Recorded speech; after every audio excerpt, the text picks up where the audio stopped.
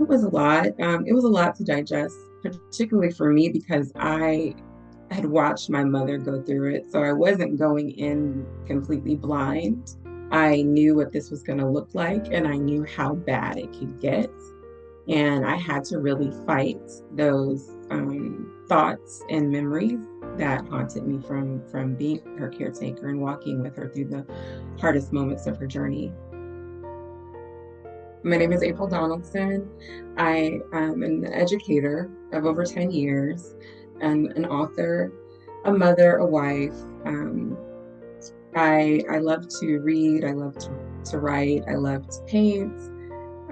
But most of all, I love spending time with my family and serving in my local church. And since I've been on this journey, being an advocate for other women that are on the same journey that I'm on.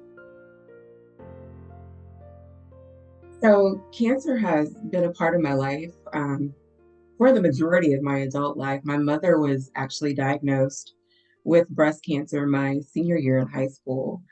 Um, I actually spent most of my 20s being her caretaker as she went through her journey. She ended up actually being positive for the BRCA1 gene, which we discovered later on during her journey. And then she finally passed in 2007. Of course, the discussion was for me to have BRCA testing, but I was 26, 27, and the preventative steps were to have preventative surgeries to have your breast and ovaries and uterus removed. And at that time, I knew I wanted more children. I was early in my career. I was worried about how would it affect my ability to get things like life insurance and health insurance. So I had a really great OBGYN at the time when I was back when this happened in my 20s. And he said, let's just treat you as if you are BRCA positive. And let's just every year, starting at age 26, let's just get your mammograms, we'll have you get an ultrasound, a pelvic ultrasound every year, and just stay on top of screening this until you have your next child. And then we can circle back around to these preventative surgeries. So that's exactly what I did. And then I ended up being blessed to have another child. I had my last son in 2015. And ironically, my OBGYN then was a two-time survivor. So she was on me. She's like, okay, you've had your child. Let's get this BRCA test done and start, looking at these preventative surgeries. 2019, I did the BRCA gene test finally and had my regular mammogram, and it came back completely normal. And about 3 months later, in January of 2020, I was on vacation for my husband's 50th birthday. And I was just in the shower, and like I always do, I always, because of the history in my family, I've always done like self breast exams and been very particular about making sure I know my body, what feels normal, what feels different. And I felt 4 lumps along the side of my left breast. And I just immediately was like, okay, that was not there before. What is that? We got back home. I made an appointment. Within a week, I was in my primary care physician's office. She felt it. And she also was concerned and sent me immediately over to the breast center. And from there, at the breast center, it went from a mammogram the same day to let's do an ultrasound. The radiologist came in and looked at the ultrasound, and she's like, yeah, we want you to come back in the next couple of days for a biopsy. So it just happened so quickly. And so they did the biopsy, um, and which is not a pleasant experience. And I would say by the next week, I was getting a call to come back into the breast center about a week later. Um, and ironically, as we were getting ready to drive to the breast center, my husband stopped to check the mail, and the results of my BRCA gene tests were in the mail. So as I'm driving to get the results of the biopsy, I found out that I am BRCA1 positive, which I kind of knew, but still, it's just the realization.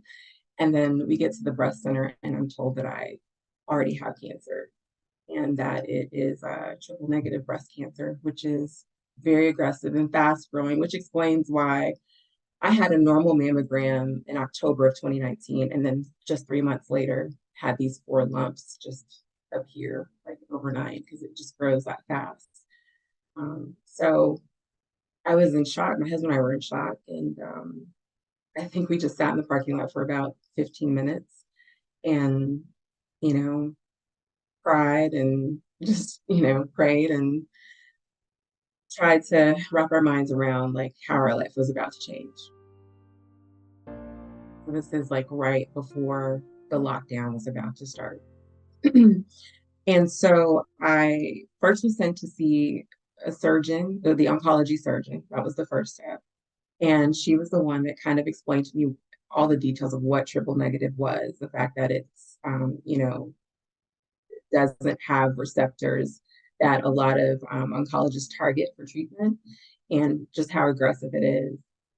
And then she explained to me that my treatment plan, the treatment plan for triple negative at the time, back in 2020, was the standard was the same for everyone because there are not a lot of treatment options. There are not a lot of different therapies.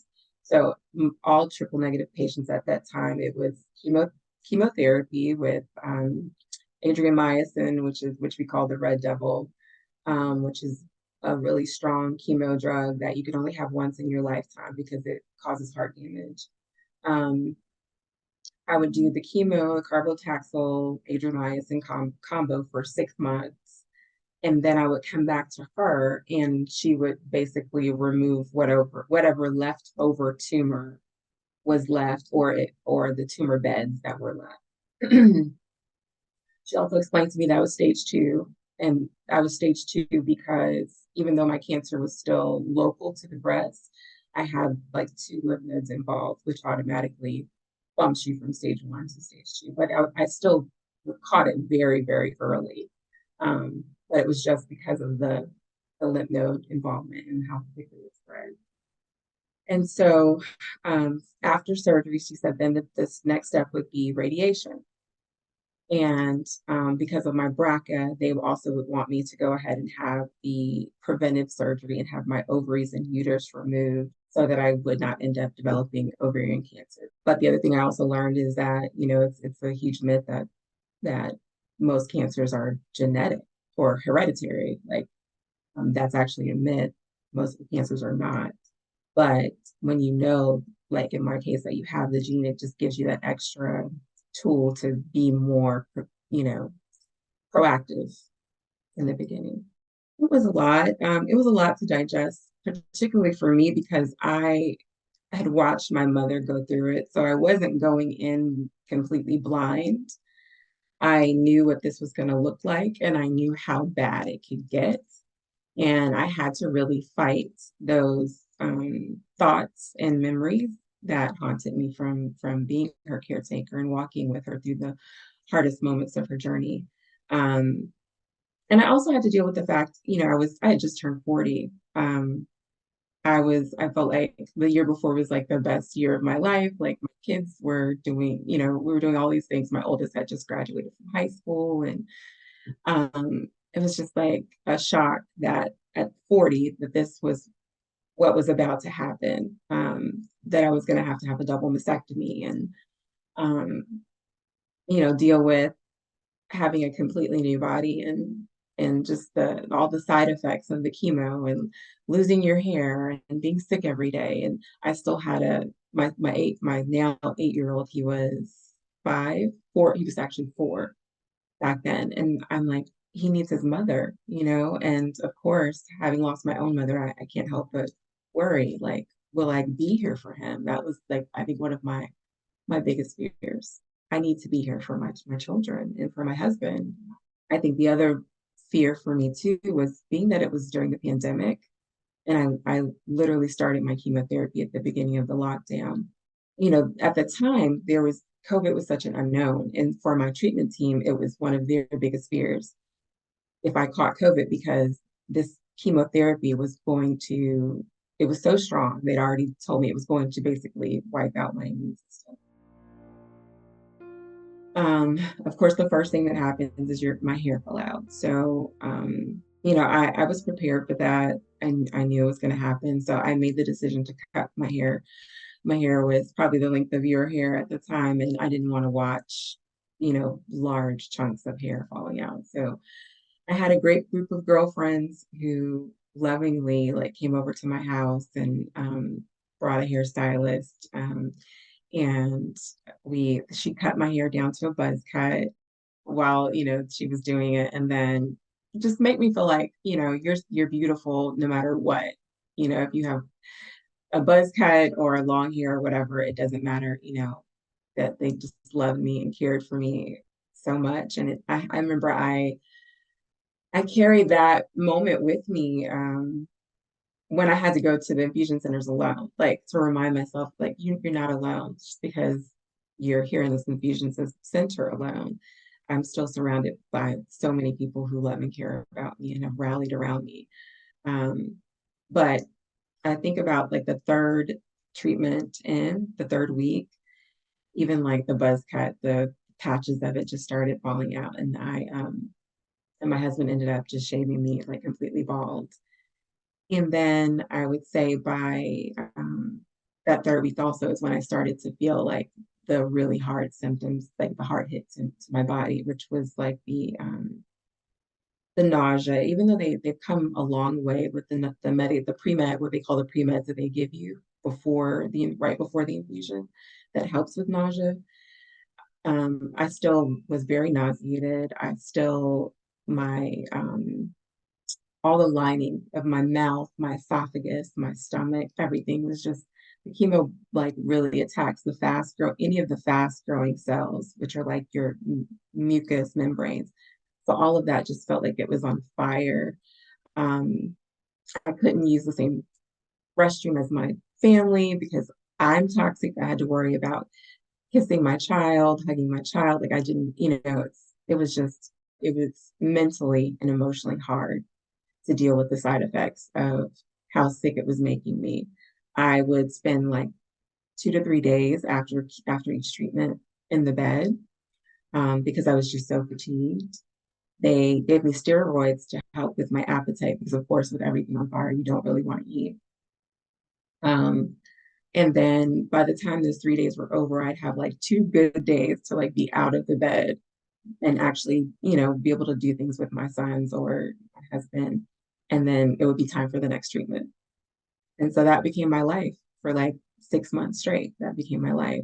The chemo combo that I did could cause severe neuropathy. And so there had been a one breast cancer support group meeting I've been able to go to before the pandemic started. And there was a survivor there who spoke about neuropathy and cold therapy kits. And I reached out to her when I got ready to start this part of the chemo treatment because I had heard that the neuropathy could be so bad that you could lose the ability, you'd have numbness and tingling so bad in your fingers and hands that you could lose the ability to button your clothes.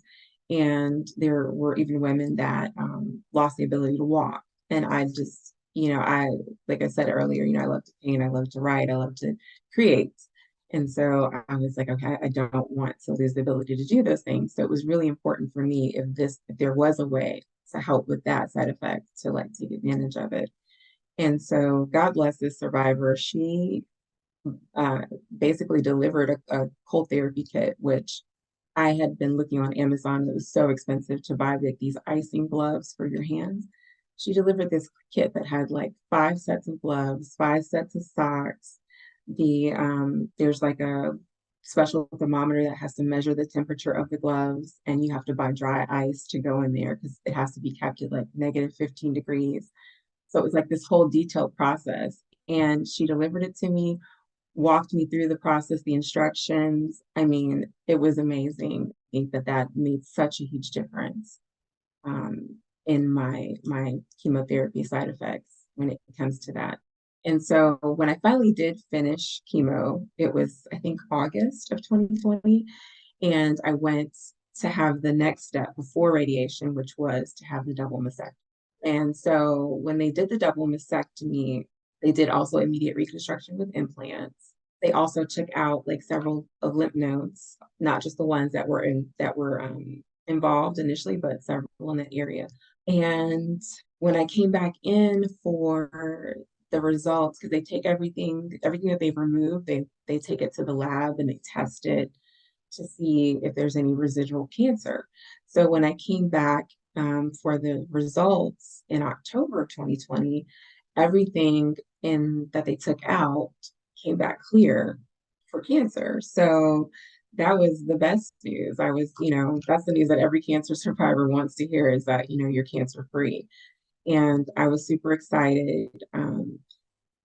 And because my path report said that, my surgeon suggested that I leave the radiation on the table, because in her mind, there's only so much radiation that your body can tolerate. So she felt like, with me being triple negative and it having a high chance of recurrence, that would leave more tools in the toolbox for later down the line. Which, made sense at the time. The entire treatment plan, I, was just going to follow through, because I just wanted to, like I said, I have my family to fight for. I wanted to be here for them. So whatever it took. But when she said, okay, let's leave it on the table, I was like, okay, well, this is an answer to a silent prayer. It's one less thing I don't have to do.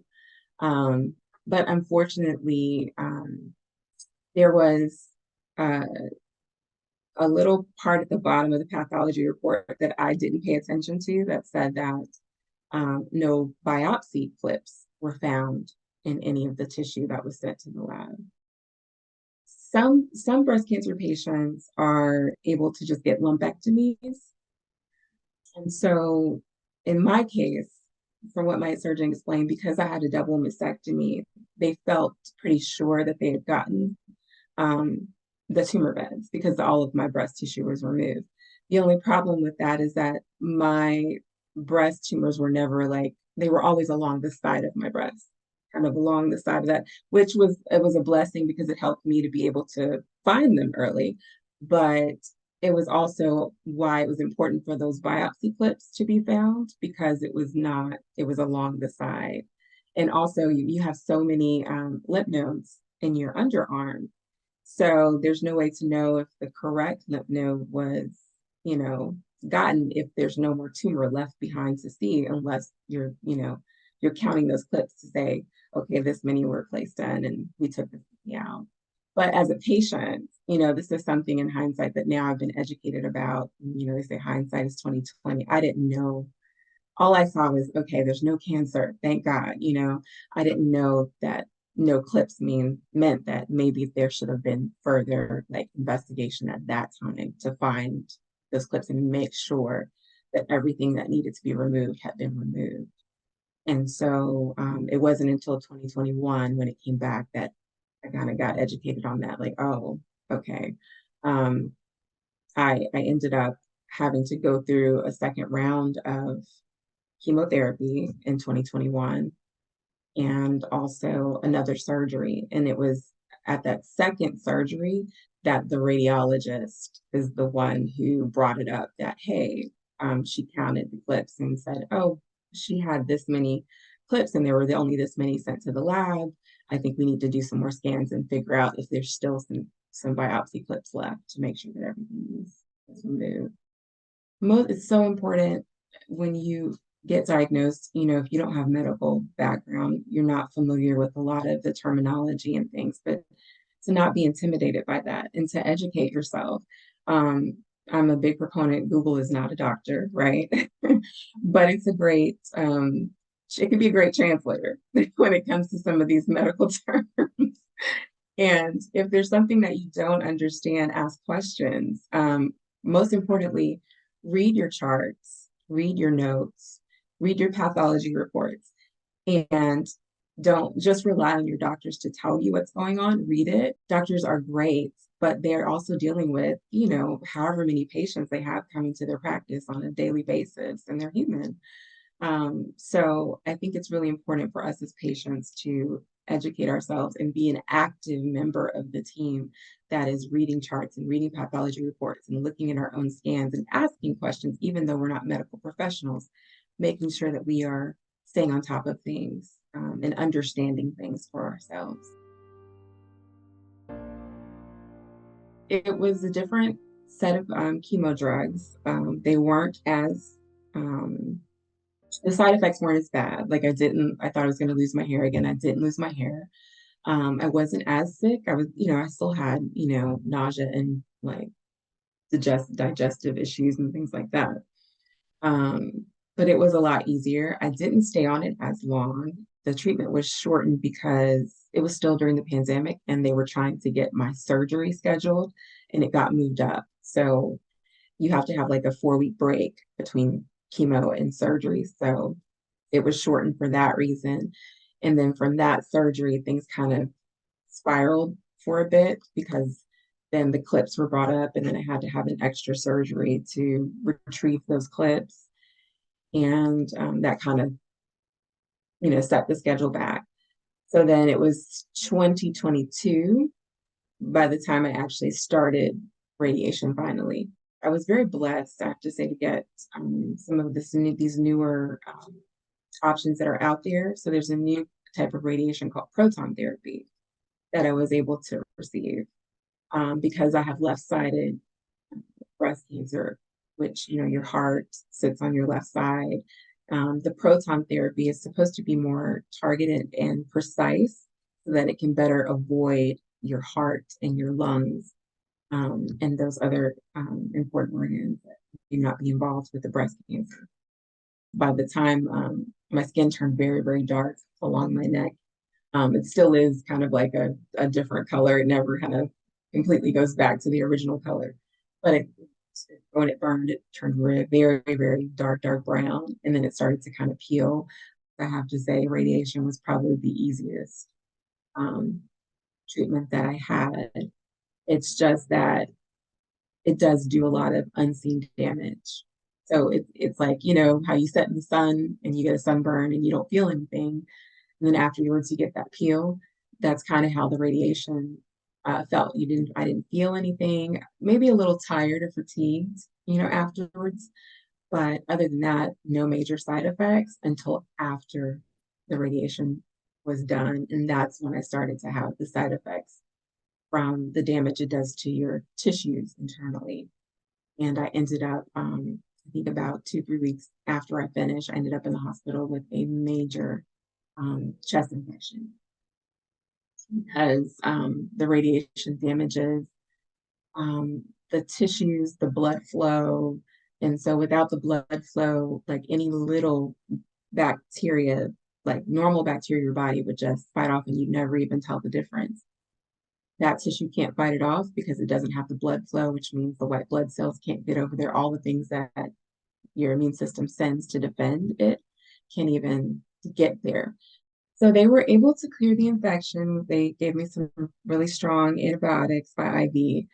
But while I was there, this was like May 2022, they're doing these scans to look at the infection and they see nodules in my lungs. And so initially, I'm like, this is just inflammation. I just finished, radiation, and they did some more tests, and the doctor came in and explained to me that it was very suspicious for metastatic disease, and that she was basically sorry to inform me that I was now considered stage 4 with lung nodules. She explained that the only way to confirm it was to actually do a lung biopsy. But of course, being in the hospital with a massive infection, I wasn't in a state to have that done immediately. Initially, they said, let's try to just monitor it and see if it grows. That will also be an indicator if this is actually cancer or not, if it grows or if it stays stable. And then I think in August, it showed growth. So then at that point, they were like, okay, well, the only way to be for sure is to actually go in and biopsy. So let's schedule that. And I did it turned from a biopsy to a lung surgery. They confirmed that, yes, I actually do have metastatic breast cancer in my lungs. And it was devastating. Like it really was wrecking us because we were now into year 3 straight years back to back with no remission, no moment to come, more than, I think we had like maybe a month or 2 here to come up and take a breath. But just no real relief from this constant fight against this disease. And it was very, it felt very defeating in the moment. And it took me some time to really process and put it into perspective, through my faith and understand that, there is still life after a diagnosis of metastatic disease. But it took a while because immediately after I got the results of the lung surgery, that same infection from May like flared back up, but this time it came back with like a vengeance. It was 10 times worse than it was before. And this time I was in the hospital for 9 days and they were giving me the strongest antibiotics. But the blessing in that is when I was in there for this secondary infection, the infectious disease doctor that handled my case, he had a hyperbaric oxygen therapy center that he also ran. And he suggested that I do hyperbaric oxygen therapy, which I had never heard of ever. But apparently it was something that he did for a lot of cancer patients who had radiation, especially who had issues with wound healing. And that was it was a nerve-wracking experience, but it made a huge difference in that area healing. I started doing hyperbaric oxygen, the experience with that is a lot like radiation in terms of you have to go every day, but you have to go every day and lay in a chamber for 2 hours. And it's a pressurized chamber that forces high levels of oxygen into the cells, which forces your stem cells to like regrow blood vessels and all these different things. So I did that for like 44 treatments, so over the course of 2 months.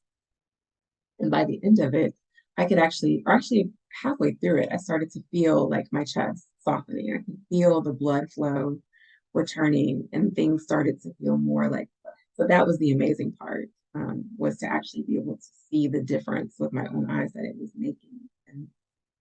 And he felt like that would set me up, in case, in good standing in case anything was ever have to happen, like another surgery or protect me against any future infections, to be able to have that good blood flow return.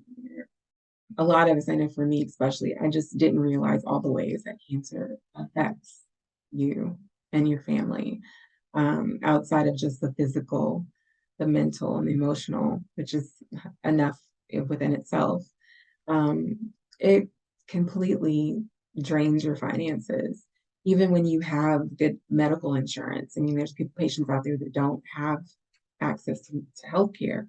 I was very blessed that my health insurance did cover the majority of my medical expenses. I still had deductibles and copays and things like that.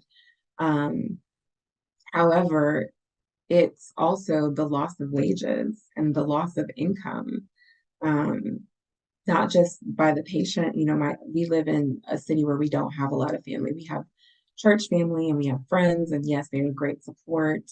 But especially during the pandemic, it really fell on my husband to be my caretaker and and for him to take care of the kids without the help of his wife. And so there was a lot of time that was taken away from him being able to earn income as well. And so we did what we could for as long as we could. We had worked really hard throughout our lives to be good financial stewards, and we had savings, we had retirement accounts, we, did all the right things. But this cancer diagnosis wiped all of that out. It wiped all of that out. Just trying to survive and not being able to go to work. That's a entire, in a 2-income household, me not being able to work. That's a whole, hit to our finances. And then when he wasn't able to work, being my caretaker, and then later on, like I think the second year in 2021, yeah, after I was diagnosed the second time, I think it just became so overwhelming to him, and men handle stress differently. They tend to internalize it. He ended up having a massive heart attack. And I can't help but to think that some of that is due to all the stress of being a caretaker and trying to figure things out and provide and show up, every day for his family. And we almost lost him. So now we're both, dealing with health issues. And that level of um, financial toxicity, it really got to a point where we had to make the hard decision finally to sell our home of 10 years. And that was such a hard decision. We raised our boys in that home, and all of our memories were there, but it was a decision that we had to make. It's so hard to be dealing with such a horrible diagnosis and then at the same time have to figure out financially how to get through this. For me, I had to get now that my body is kind of strong enough to take on treatment because it took me a while to recover from those infections to be able to handle treatment. Um, so I'm still doing the vitamin C infusions weekly, and my doctor is wanting to start me with there's a new targeted therapy that just recently has been approved for triple negative breast cancer called PARP inhibitors. There have been really good results with this PARP inhibitor, especially for BRCA patients and for triple negative patients as well. So I'm thankful for that. There are side effects that come with it that like nausea and digestive issues. The main one is fatigue and severe anemia. It kills the red blood cells, which can cause severe fatigue and anemia, and sometimes you have to have transfusions. But yeah, I think after three years of dealing with this, I had a social worker tell me at the radiation center. She was like, there's a such thing as medical PTSD. And I never heard it phrased that way, but that's exactly what it feels like. I when I go into the infusion center, just like the sight, it's like my body has a physical response to like the sight of the infusion center and like the smells and so there is this high level of anxiety. And I'm a person that usually manages anxiety pretty well, but it definitely feels like medical PTSD because it's out of my control and it's an actual physical response. Yeah, I do have to mentally prepare myself. And I lean heavily on my faith. That is the thing that has gotten me through this journey more than anything else has been my faith in God. And so before I go in for a scan, I tell myself, today you feel good. Like today I feel good. I have my health and strength today in this moment. And when I walk in, I'm going in, I'm getting information. And when I walk out, nothing is going to have changed besides I now have information. But I'm going to walk in, I'm going to walk out the same way that I walked in, feeling good with my health and strength today. And so I try to focus on today and take it moment by moment. So in February, I had a scan that was looking really promising. Everything was stable. I just had another scan in July, this a couple weeks ago, and it said that things were growing again. But that's the nature of this metastatic journey. It's ups and downs, and I'm learning how to not, be just thrown off course by these ups and downs, and just take it, like I said, as information. Another thing that I do is I try to set goals for myself, like future goals, so that I can keep my mind focused on my future. Because when you get these scan results, it can put you in these mental spaces where you just feel overwhelmed and you want to just give up, and you think like, what's the point in planning it for the future? You think these type of dark thoughts, like there's not going to be a future. Why plan for one? So to kind of fight that, I set these future goals for myself to make my mind focus on having a future with my family. The first time I went through chemotherapy, I decided to get my real estate license. So that was something for me to focus on. The second time I went through chemotherapy, I decided to write a book for my son, my youngest son, because I just wanted to give him something that we could read together every night and that it would remind him, like, no matter how hard things get, that God promises He'll give us what we need to get through those hard times to brighter days, and that there's always brighter days on the other side. Just wanted him to have that daily reminder. And it was something that we could do together. He helped me with the drawings and the pictures, and it was good for us. And I also it was also my prayer that it would help other families with young children who were going through similar hard times, encourage their children as well. There are three things that I've used to get me through this that have kind of become my mantra, and that is, faith, grace, and gratitude.